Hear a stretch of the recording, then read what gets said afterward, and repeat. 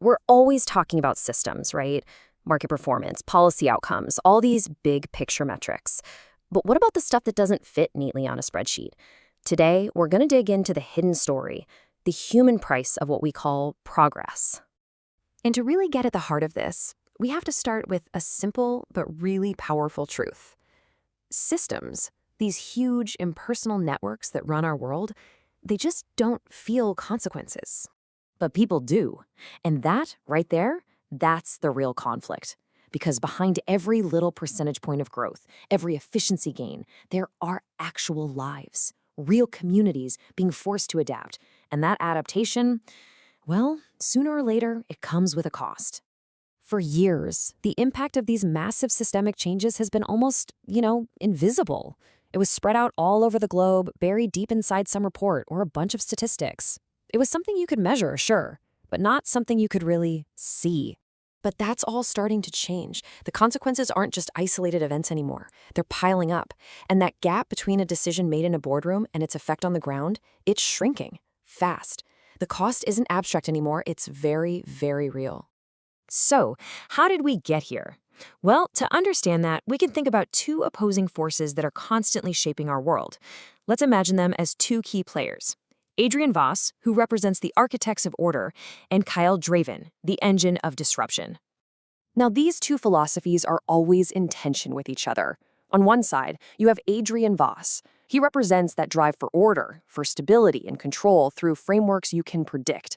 And on the other side, you've got Kyle Draven, who's all about progress, pushing for constant change, constant evolution. They're kind of like the yin and yang of our entire global system.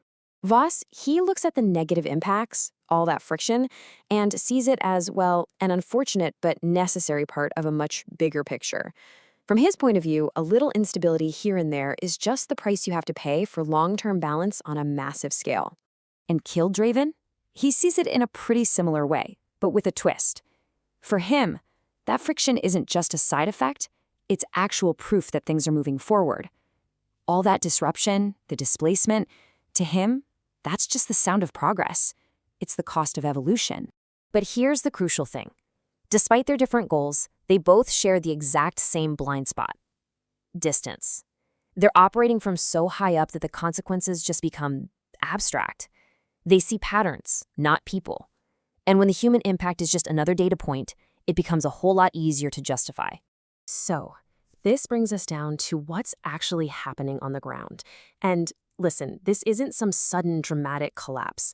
It's more like a slow, mounting pressure, a quiet narrowing of options for the communities caught right in the middle of it all. And as you look across different places, different industries, you start to see this really clear pattern emerge. First, local communities have less and less control over their own future. Then, they become more and more dependent on these huge outside systems they can't influence. And that, of course, makes them incredibly vulnerable when some big, sudden change finally hits.